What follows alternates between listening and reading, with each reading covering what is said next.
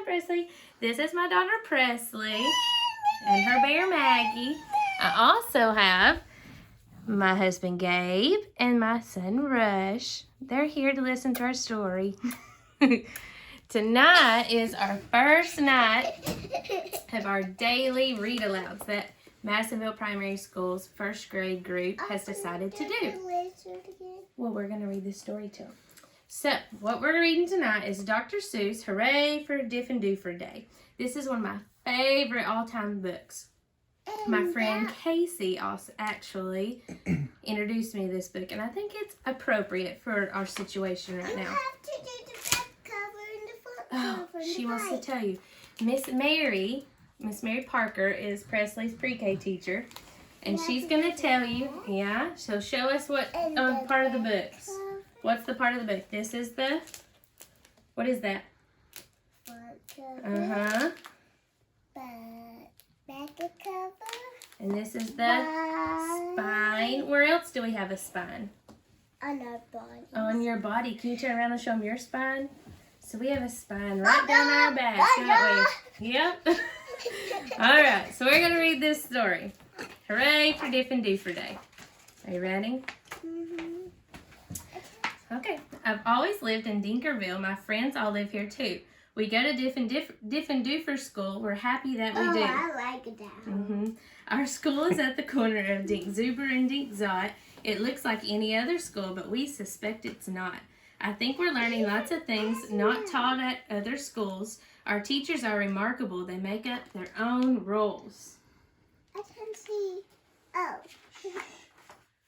Miss Bobble teaches listening, Miss Wobble teaches smelling, Miss Fribble teaches laughing, and Miss Quibble teaches yelling. Miss Twinning teaches tying knots and neckerchiefs and noodles, and now to tell chrysanthemums from miniature poodles. Miss Vining teaches all the things a pigeon may be peppered, and how to put a saddle on a lizard or a leopard. Is that silly? A lizard? A saddle on a lizard? My teacher is Miss Bonkers. She's as bouncy as a flea. I'm not certain what she teaches, but I'm glad she teaches me. Look, she chirps. I'll show you how to tell a cactus from a cow, and then I shall instruct you why a hippo cannot hope to fly. Oh. She even teaches frogs to dance and pigs to put on underpants. One day she taught a duck to sing. Miss Bonkers teaches everything. Of all the teachers in our school, I think Miss Bonkers, I like Miss Bonkers best. Our teachers are all different, but she's different in her than the rest. I'm gonna do the book. We also have a principal. His name is Mr. Lowe. He's the very saddest man that any of us know. He mumbles, "Are they learning this and that and such?" His face is wrinkled as a prune from worrying so much. He breaks a lot of pencil points from pushing down too hard, and many dogs start barking as he mopes around the yard. We think he wears false eyebrows. In fact, we're sure it's so. We've heard he takes them off at night, and I guess we'll never know. Can you take your eyebrows off? No. But we know he likes Miss Bonkers. He treats her like a queen. He's always there to watch her, even when she's on her trampoline. I have a trampoline. There are many other people who make Diffin' Doofer run. They're utterly amazing, and I love every single one. Our nurse, Miss Clot, knows what to do when we've got sniffles or the flu. One day I got a splinter, so she bandaged me from head to toe. Mr. Plunger, our custodian, has fashioned a machine, a super zooper flooper do. It keeps the whole school clean. We got some people like that in our school, don't we? Yeah. Our music teacher, Mr. Fox, makes bagpipes out of straws and socks. Our art teacher, Mrs. Breeze, paints pictures hanging by her knees. Oh my God! In science class with Mr. Kratz, we learn to build robotic rats. In gym, we watch as Mrs. Bear hoists elephants in the air. Mrs. Loon is our librarian. She hides behind the shelves and often cries out louder when we're reading to ourselves. Louder. We have 3 cooks all named McMunch who merrily prepare our lunch. They make us hot dogs, beans, and fries, plus things we do not recognize. And as they cook, they sing their song, not too short and not too long. Roast and toast and slice and dice, cooking lunches, oh so nice. I know, Daddy. Listen. We're eating their concoctions, telling jokes and making noise, when Mr. Lowe appears and howls, "Attention, boys and girls!" He began to fuss and fidget, scratch and mutter, sneeze and cough. He shook his head so hard we thought his eyebrows would fall off. He wrung his hands, he cleared his throat and shed a single tear, then sobbed, "I've something to announce, and that's why I'm here."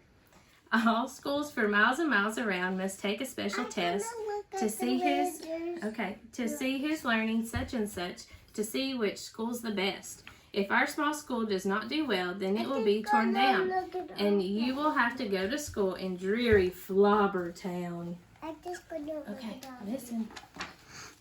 Not Flobbertown, we shouted, and we shuddered at the name.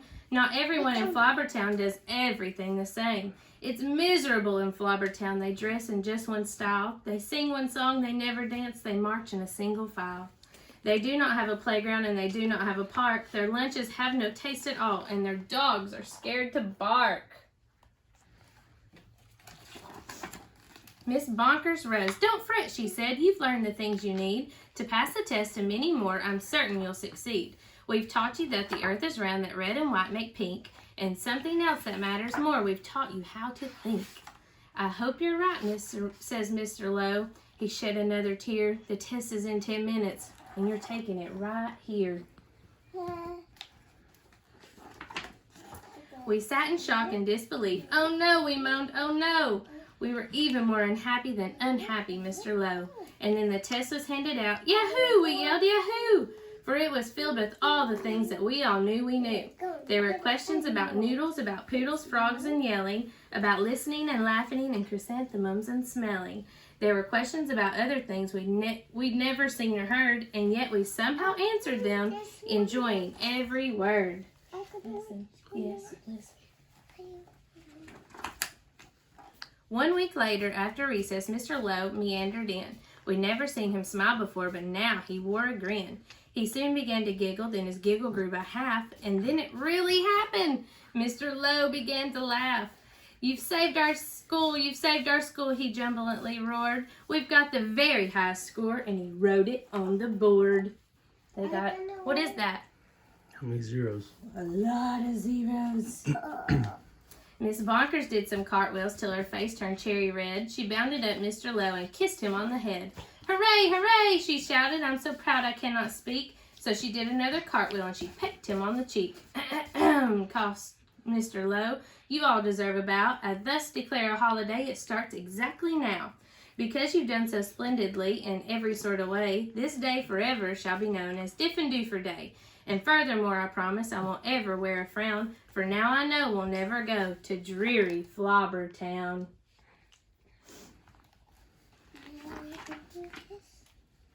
Then he held a celebration. There was pizza, milk, and cake. Like everyone, I ate so much I got a bellyache. We laughed and whooped and hollered the entire school day long. Then we all sang triumphantly the Diff'n'Doofer song. We love you, Diff'n'Doofer School, we definitely do. There surely is no other school that's anything like you. You're gribulous, you're grubulous. Every day we love you more. You are the school we treasure and unceasingly adore. Oh, finest school in Dinkerville, the only one as well. We love you, Diff'n'Doofer School, much more than we can tell. You are so Diff'n'Dooferous, you are. It gives us joy to say. 3 cheers for Diff'n'Doofer Day! Hooray, hooray, hooray!